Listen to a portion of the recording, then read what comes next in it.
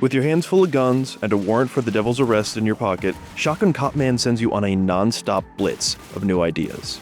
This short and sweet action platformer continually reinvents itself across 10 clever worlds, leaving little room for a good idea to get stale. Once I mastered its distinct style of projectile-based movement, barreling through the circles of hell turned into a pure power fantasy. Even though it's harder than it should be to chase high scores and better times, I still had a blast gunning for a more optimized run after the credits rolled.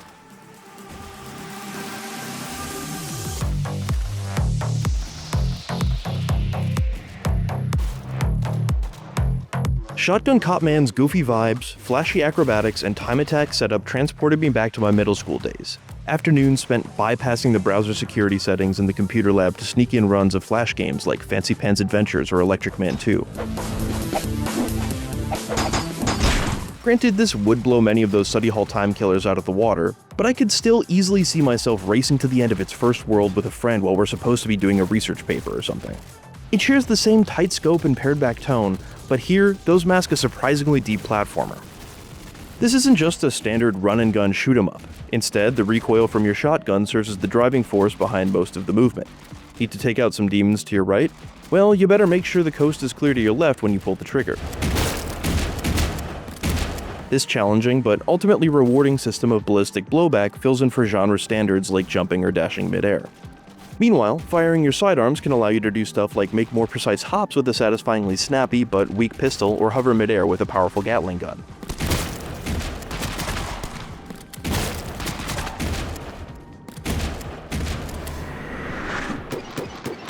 You can't just spray and pray to wind up on the next platform though. Each weapon has limited ammo, keeping your Cop Man relatively grounded. The shotgun itself only holds 3 shells at a time, and he needs to touch terra firma to reload. That said, sidearms tend to have bigger magazines, allowing for a reliable second option to fall back on when you need to get to the ground and take another shot at a tough jump. This restrained approach brings a level-headed balance that encourages mayhem and speed without leaving precision and skill in the dust.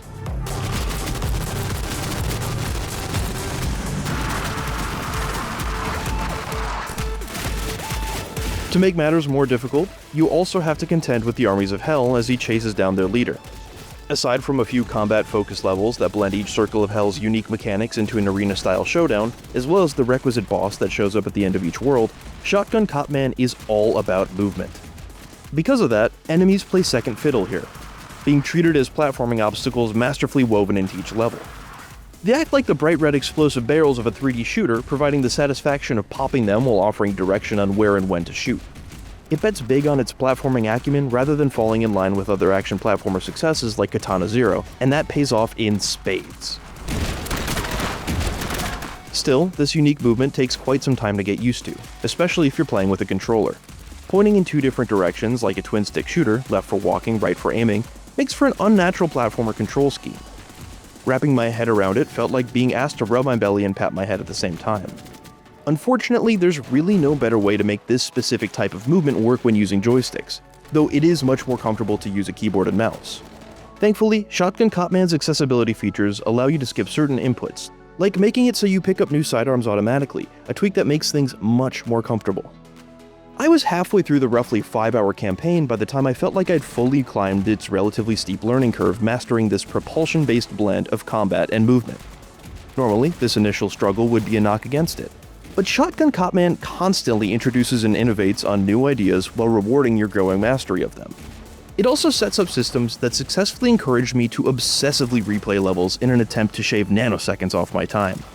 This potent blend dangles an appetizing carrot on a stick to gnash at in bite-sized speedruns once you've found your footing.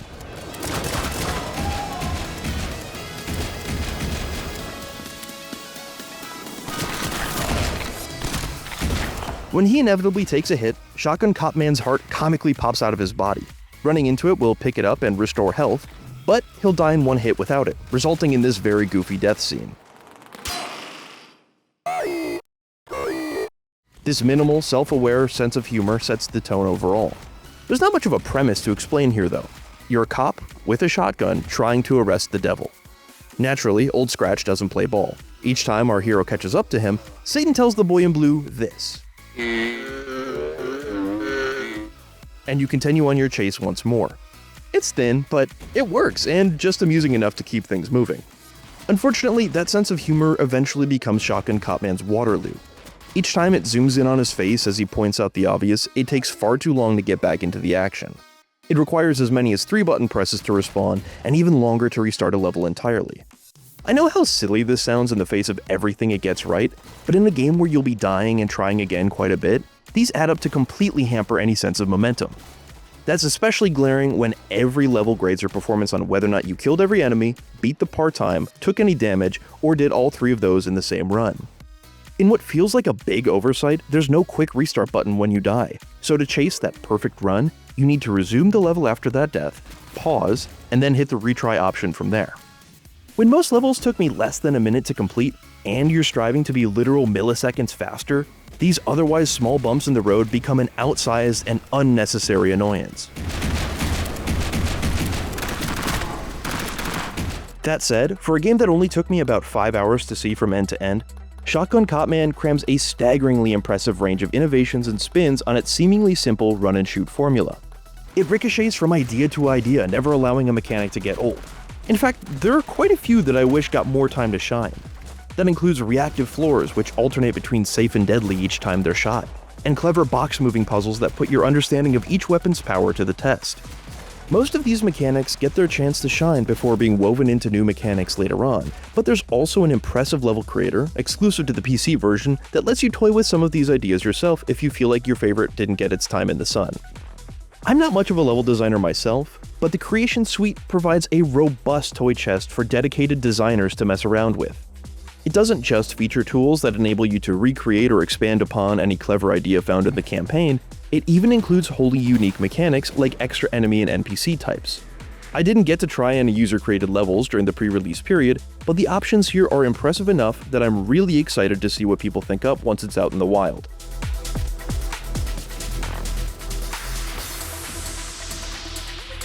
Shotgun Copman is a left-field nostalgia trip that hits just about every shot from the volley it unloads.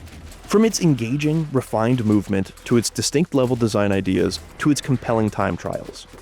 That makes it all the more disappointing that it's missing a couple of load-bearing features for any game that's all about sanding down runs to the last second, like a way to quickly restart after death. Still, using firearms to fly through the air is a total blast, and I'm excited to get back to chasing better times and more precise runs through the underworld. For more, check out our reviews of Mandragora, Whispers of the Witch Tree, or Steel Seed. And for everything else, stick with IGN.